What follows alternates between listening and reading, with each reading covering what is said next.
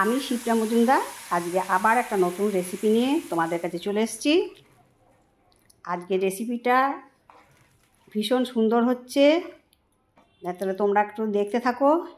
আমি তোমাদের কাছে কি রেসিপি দেখাতে চলেছি, তাহলে চলে এসো। দেখো, আমি বেশ কয়েকটা পটল নিয়ে নিয়েছি। পটলের খোসাগুলো এইভাবে ছাড়িয়ে দিচ্ছি। একটু একটু করে খোসা থাকবে, এই অবস্থায় ছাড়াতে হবে।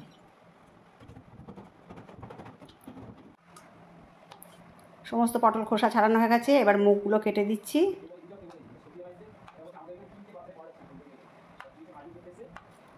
প্রত্যেকটা পটল আমি এইভাবে কেটে নেব।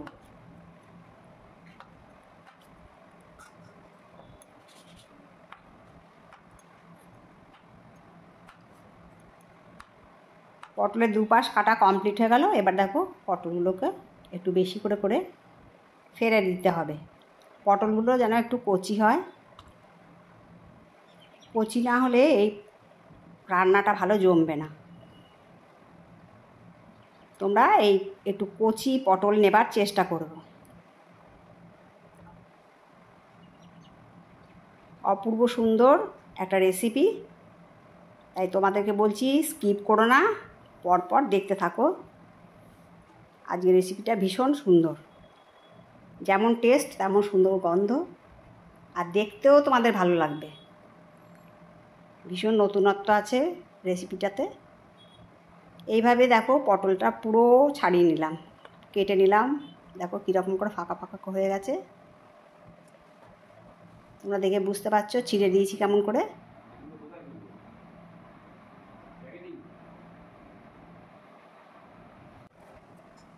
এবারে আলু কেটে নিচ্ছি। আমি এখানে দুটো আলু নিয়ে নিয়েছি। আমি যেহেতু দুজনের পরিমাণে করছি, সেই মতো আমি জিনিসপত্র নিয়ে নিয়েছি। তোমরাও তোমাদের অনুপাতে জিনিসপত্র সমস্ত কিছু নিয়ে নেবে। আলুর খোসা সমস্ত ছাড়ানো হয়ে গেল। এবার লম্বা দিকে লম্বা লম্বা করে বেশ সুন্দর করে মোটা মোটা করে কেটে নেব। দেখো, আমার আলু আর পটল ধোয়া হয়ে গেছে। এরপর আমি নুন মাখিয়ে রাখবো। নুন মাখিয়ে রাখলে একটু তাড়াতাড়ি নরম হয়ে যাবে, আর ভেতর থেকে জল পরিমাণে বেরিয়ে আসবে, আর পটলের ভেতরেও নুনগুলো ঢুকে যাবে আলু পটলের ভেতরে। এইভাবে 10 মিনিট পরে আমি আবার তোমাদের কাছে চলে আসছি।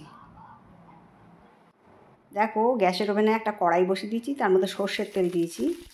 এই রান্নাটা খুব বেশি তেলের প্রয়োজন হয় না, আর এটা সর্ষের তেল দিয়েই হবে। পটলগুলো আমি প্রথমে ভেজে নিচ্ছি।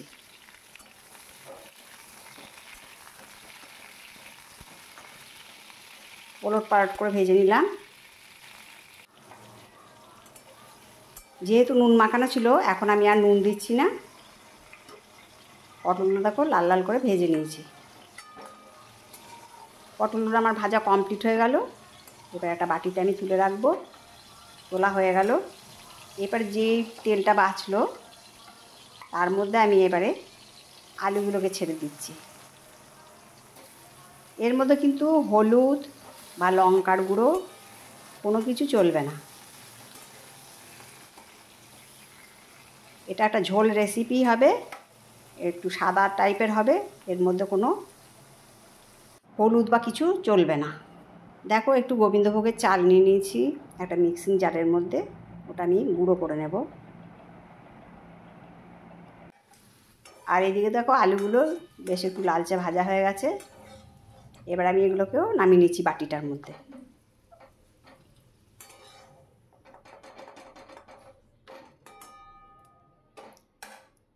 যেইটুকু তেল বাঁচলো, তার মধ্যে আমি দেখো দুটো দারচিনি টুকরো, দুটো এলাচ, আর একটুখানি তেজপাতা দিয়ে দিলাম, আর 1 চামচ ঘি দিয়ে দিলাম।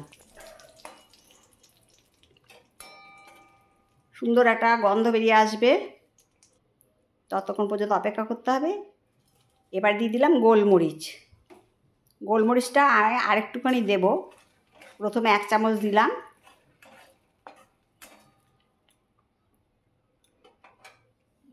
গোলমরিচটা ঘিয়ে পড়াতে ভীষণ সুন্দর একটা গন্ধ এসেছে। তার মধ্যে আবার গরম মশলাগুলো দেওয়া আছে। এর মধ্যে দেখো লক্ষ্য করো আমি কিন্তু জল ঢেলে দিলাম।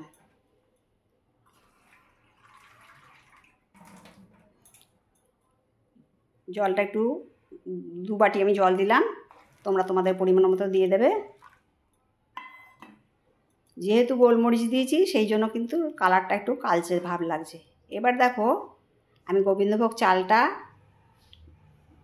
পেস্ট করে নিয়েছিলাম সেটা আমি দিয়ে দিলাম, ড্রাই পেস্ট করছিলাম।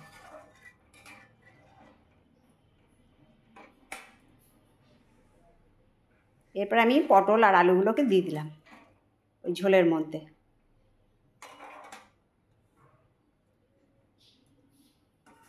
এবার একটা ঢাকনা দিতে হবে। এবার ঝোলটা বেশ কিছুক্ষণ ধরে ফুটবে, তার মধ্যে অল্প একটু আমি চিনি দিয়ে দিলাম স্বাদটাকে ব্যালেন্স করার জন্য। এখন তোমরা লক্ষ্য করো ঝোলটা কেমন কালারটা এসছে। এইভাবে পটল আর আলুটাকে আমি ভালো করে সেদ্ধ করে নেব। দেখো ঝোল ফুটে উঠেছে, পটল আলুর যে ঝোলটা সেটা ফুটে উঠেছে। এর মধ্যে আমি একটুখানি গরম মশলা দিয়ে দিলাম, আর আলুটাও দেখো সেদ্ধ হয়ে গেছে। এইভাবে আমি ঝোলটাকে সুন্দর করে রান্না করে নেব। এরপরে আমি 1 কাপ দুধ ওই ঝোলের মধ্যে দিয়ে দিলাম। একটা অদ্ভুত টেস্টের একটা পটল আলুর মরিচ ঝোল আমি রান্না করে তোমাদের সাথে দেখাচ্ছি। তোমরা এইভাবে রান্না করে খেও, অবশ্যই ভালো লাগে। আমার যত কাছের দূরের বন্ধু আছো তোমরা সবাই আমার প্রাণ ভরা ভালোবাসা নিও, আর লাইক শেয়ার কমেন্ট আর সাবস্ক্রাইব করে আমার চ্যানেলে পাশে থাকার জন্য অনুরোধ করলাম। দেখো কত সুন্দর দেখতে হয়েছে। আজকের রেসিপিটা হলো পটল আলুর মরিচ ঝোল। তাহলে আজকে আমি এই পর্যন্ত রাখি,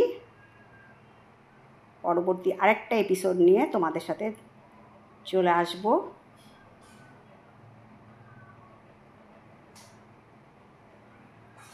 আজ এই পর্যন্ত রাখলাম, কেমন? টাটা।